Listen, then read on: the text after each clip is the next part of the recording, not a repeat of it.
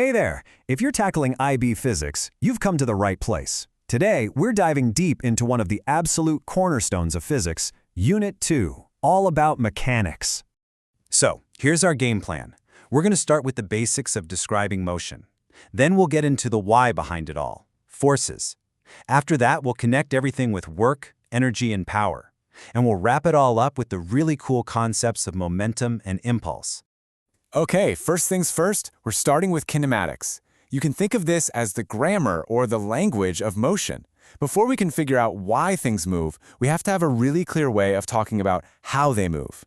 So we kick things off with displacement. Now, this isn't just about the distance you've covered. It's about your change in position from start to finish.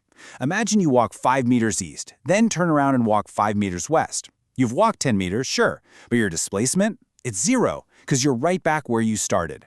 That direction makes all the difference. And building right on top of that is velocity. It's so much more than just speed. Speed is just a number, but velocity tells you the speed times and the direction. So saying a car is going 100 kilometers per hour is its speed. Saying it's going 100 kilometers per hour due north, now that's its velocity. And then we've got acceleration. This is basically any time an object's velocity changes. And that can mean speeding up, yeah, but it also means slowing down. And this is the one people forget, it also means just changing direction. So a car turning a corner at a perfectly steady speed, it's accelerating. This is where all that theory becomes really powerful. We can actually use these ideas to predict the future. With this arrow, for instance, we can take its initial velocity, use a little bit of trigonometry to split it into its horizontal and vertical parts, and then bam, we can calculate exactly where it's going to land. It's an amazing way to model the world around us. So now that we've got the language down for describing motion, we can ask the really big question, why does motion change at all? And that brings us right into our next section, forces. And honestly, it's as simple as it sounds. A force is just a push or a pull. That's it. If an object is accelerating in any way, it's because there's a net or overall force acting on it. Every single time. No exceptions. And the rules for how these forces work were laid out beautifully by Isaac Newton. His 3 laws are basically the rule book for mechanics. The first law is about inertia. Things keep doing what they're doing unless a force bothers them. The second is the famous F equals ma, which is the math that connects force, mass, and acceleration. And the third tells us that forces are always a two-way street. Every action has an equal and opposite reaction. Okay, for anyone studying this for an exam, this is gold. You need a reliable method. For any problem involving forces, you start by drawing a free body diagram. It just helps you see everything clearly. Then you might need to break some forces into components. And finally, you apply the right Newtonian law for the situation. It's a system that just works.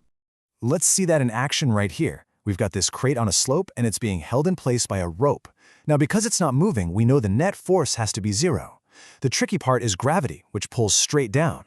So we resolve it into 2 pieces, one pulling into the slope and one pulling down the slope. And you can see from the math, the tension in that rope has to be just right to cancel out that force pulling the crate down the hill. All right, next up, let's talk about work, energy, and power. I like to think of it this way.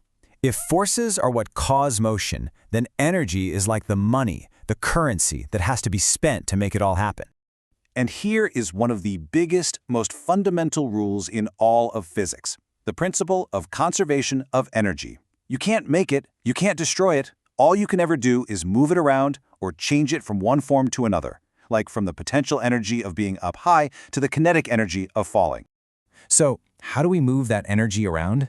Well, one of the main ways is by doing work. In physics, work has a very specific meaning.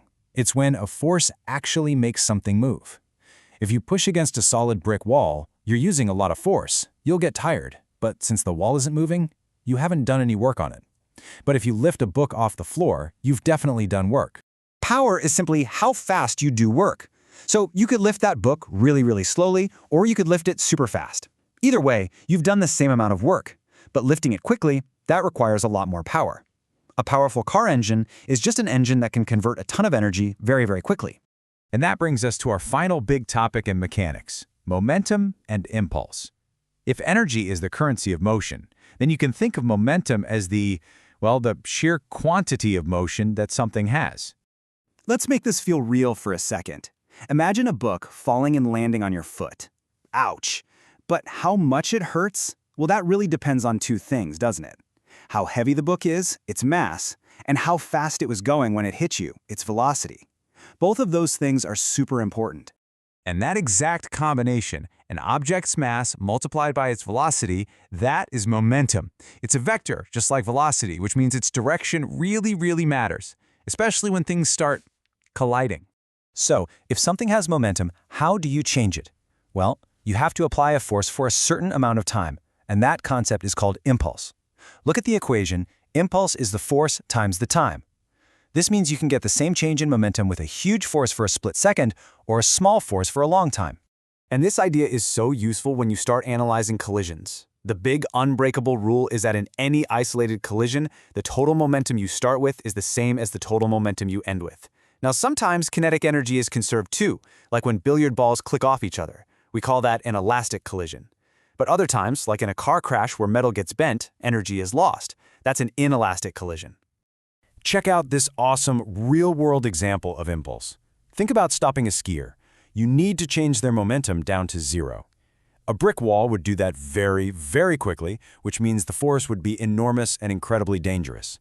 But a safety net, it stretches. It increases the time of the collision. The change in momentum is the same, but because you've stretched out the time, you dramatically reduce the force on the skier. It's brilliant, and it saves lives.